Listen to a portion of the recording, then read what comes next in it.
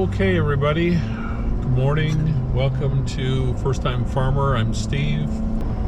We're off this morning to get a set of running gear for a hay cart. Now, the running gear is the four wheels that sit under a farm cart or a hay cart. They're called hay carts really because they're predominantly used to sit behind a baler and collect bales of hay. That's not what we're going to do here. In our trip down to northwest Iowa, about 4.5 hours of driving with the bad weather that I ran into in both directions, we're getting one to make a chicken coop, a mobile chicken coop in our main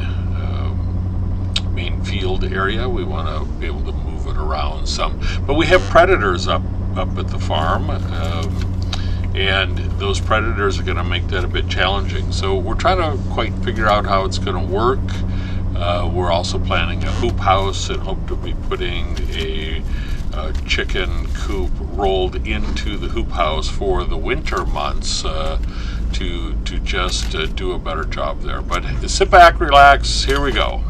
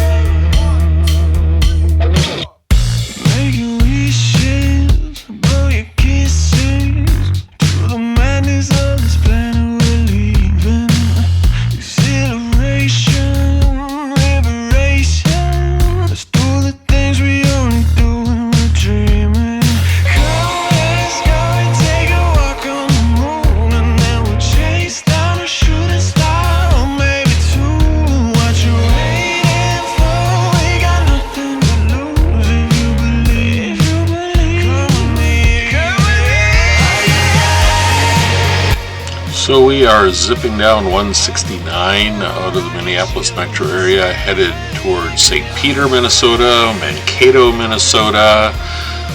It's actually a really good chunk of highway when the weather's good, but that didn't last long. Here we are, about 30 minutes south of Mankato with another hour and a half left in the drive. The weather added 30-40 minutes to the drive in total. But the road's visibility dropped to a half a mile. Roads are snow covered. It may look like I'm zipping along here, but I'm running about 45 miles an hour. So that was a bit of a long drive here. It's only one step till we're finally free. I'm ready for you if you're ready for me. Are you ready to breathe? Are you ready? It's only one step till we're finally free. I'm ready for you if you're ready for me. Are you ready to breathe? Are you ready?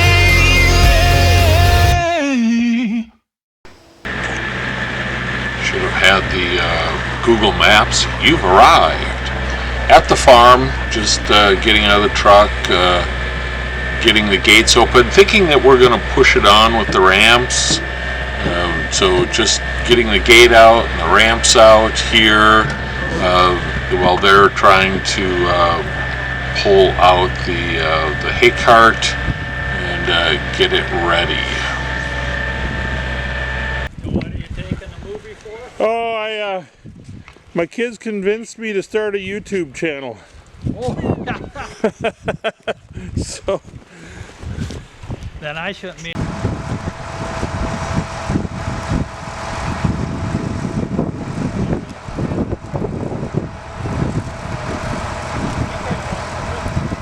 Here's that hay cart. Remember I said it was a four-wheeled cart. You see those tabs sticking up? You run beams, well, I'm going to run beams lengthwise attached to those tabs and then put a deck across the top of it.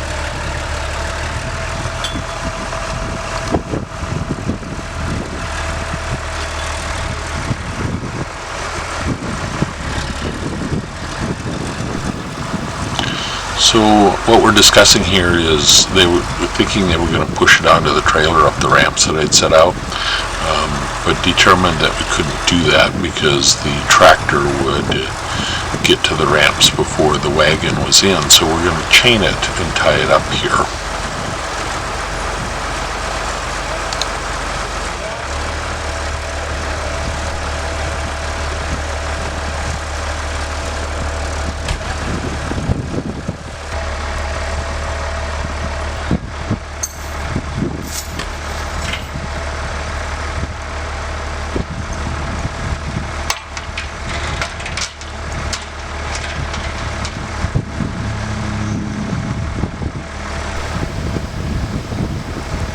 So I really appreciate this is a father and son team that run this farm. Super nice people, and one of the things the son does is buys Hay-Wagons and strips the rock decks off of them and sells the running gear. So this was it is a really nice set of running gear, and I appreciated all their help in the load out and getting it chained up and into the trailer. It was not as easy as we hoped it would be, and you'll see that here in just a few minutes.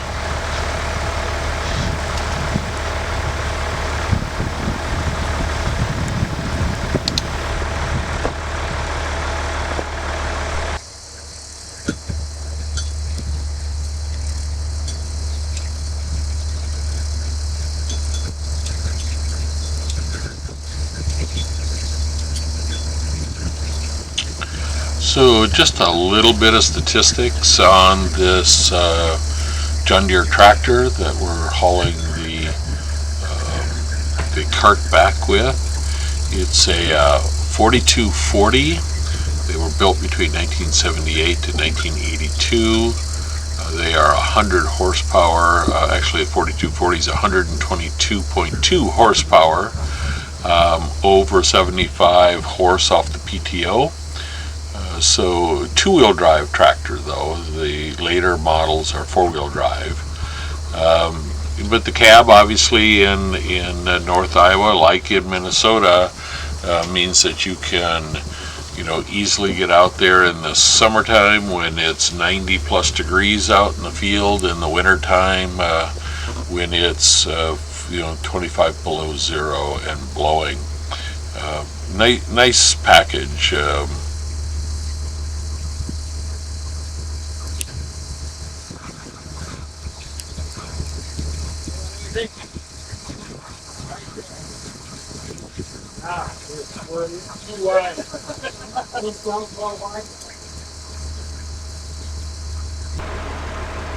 So at this point we're thinking it's still going to drop into the trailer, because when you visually look at it, when you throw some tape on it, it's like, wow, we're right there.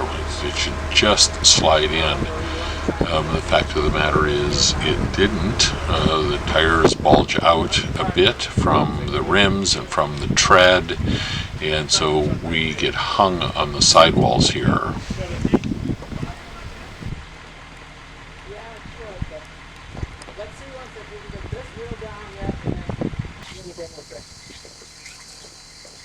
I think our back's still on both sides. South Wilson.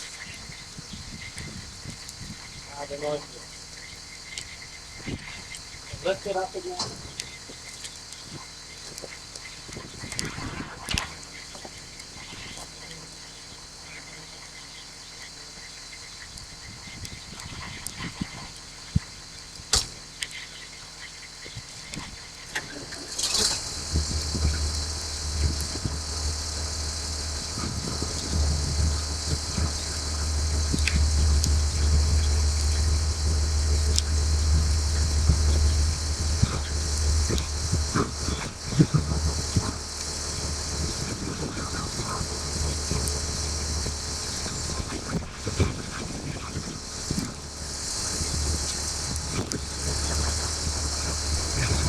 So at this point, we're still trying to figure out how to get it into the box.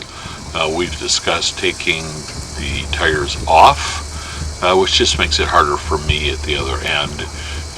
We discussed letting air out of the tires so they didn't bulge past the rims quite so far.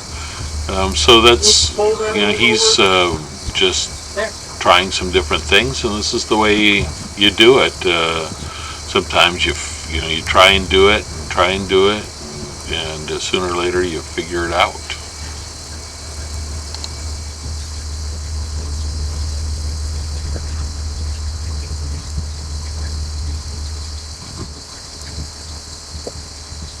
How about we let the air out, is it better off?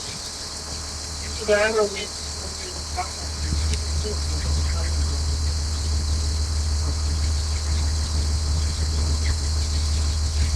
there, just reset the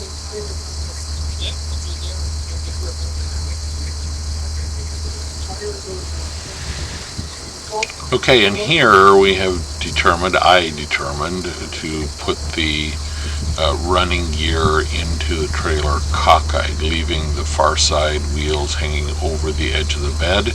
This worked out really well, strapped down really tight. The other option is we could have taken it apart. You see there in the very, very middle, as the struts come together, there is a connector there. We could have just pulled the bolt out and dropped it into two pieces, turned them sideways, and loaded them in. That would have worked as well. But this is going to work. We put it in, get it strapped down, and it makes the trip back without any problems.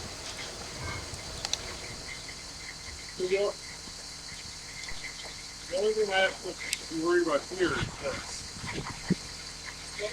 I don't want to end up bouncing. So what do I do? I think this thing, you'll see that this axis here. So it's here.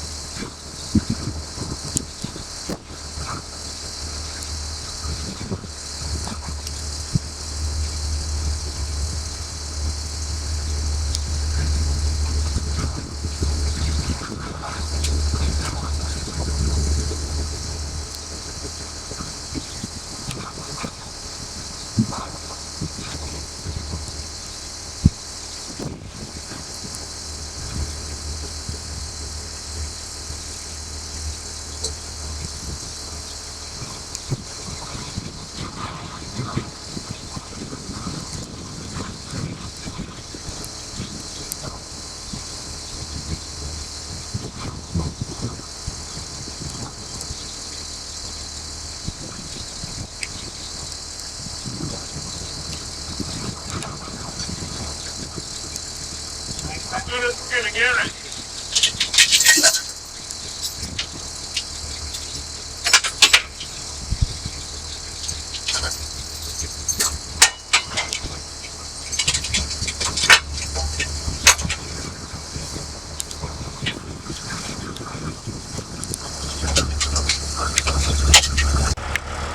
So now we've got it in the box. We can get some strapping so that we can start to strap things down.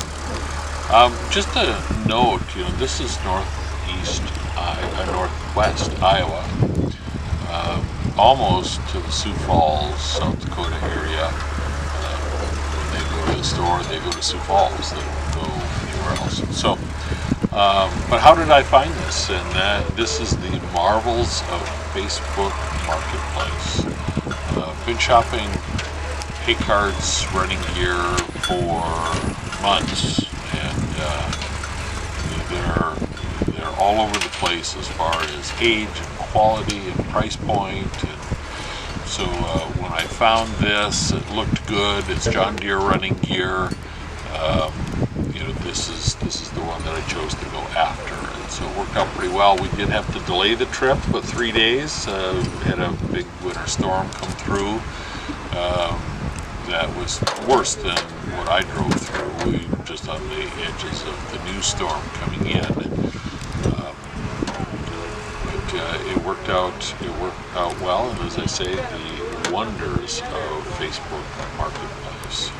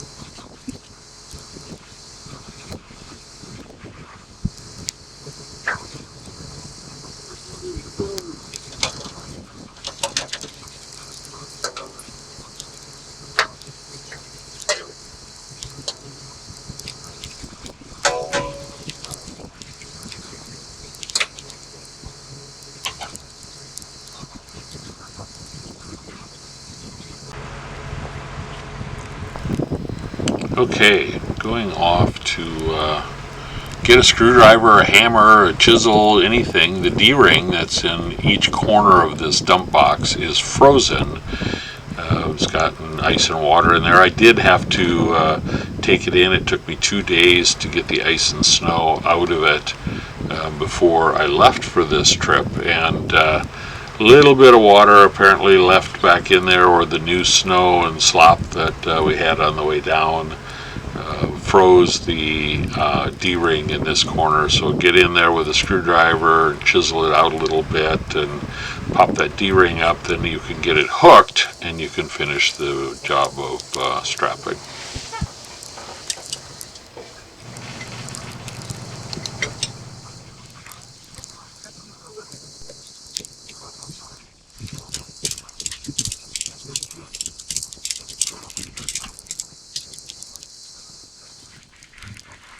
There is a hook down the road.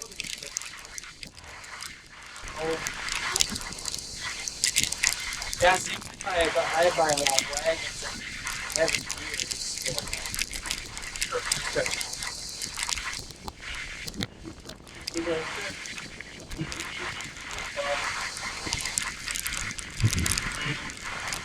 Yep. Put our tools up.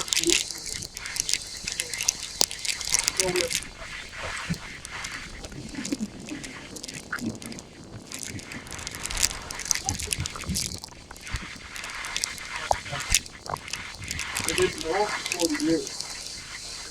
Family is well.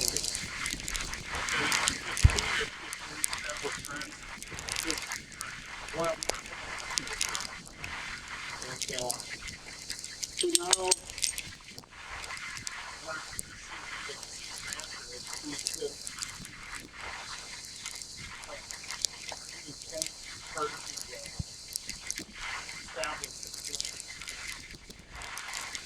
it's the only thing wrong with using these straps. What the hell do you do with all the excess?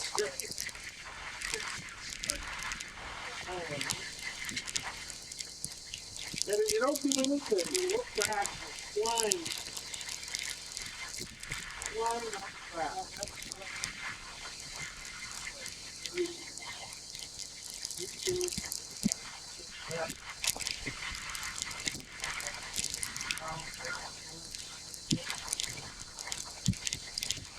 that is you.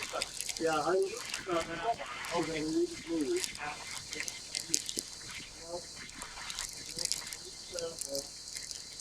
This one was more.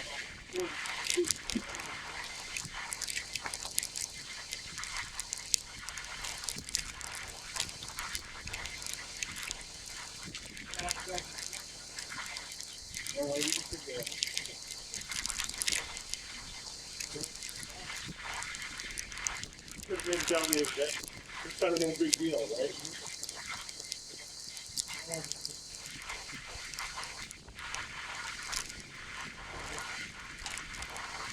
Yeah.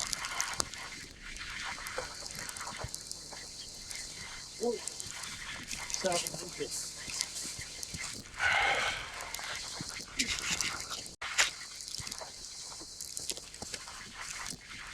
What's that camera about? Oh, I told your dad, my kids convinced me to start a YouTube channel.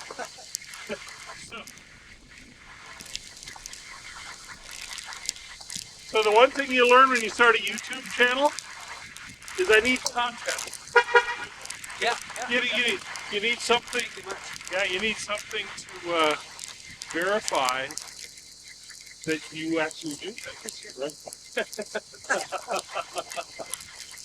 Yeah, I fully expected this. I thought, well, they shrink up. So, I wasn't worried about width. It was all about height.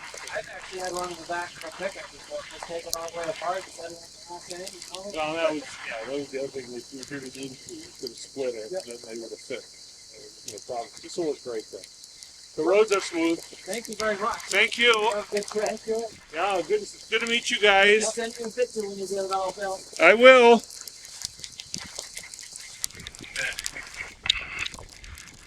All right, well, here we are.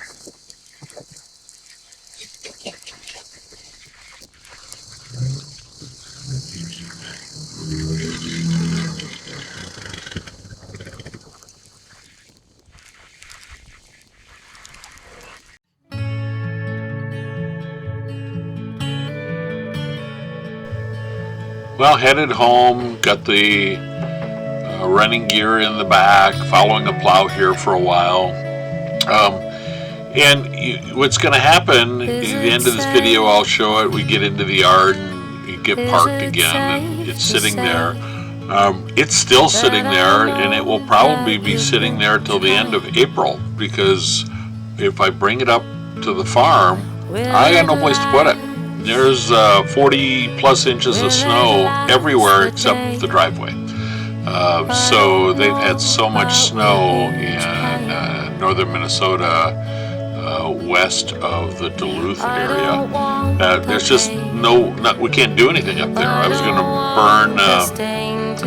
to burn piles, brush piles, but I can't. They're under 40 inches of snow. So this is going to just sit in the yard. Everything is delayed up there, but it's fine. We're getting this part done. We're planning. We're laying things out. I'll keep showing you kind of what I'm doing. We're going to turn and do some projects here in the city, but I'll bring you along for those as well.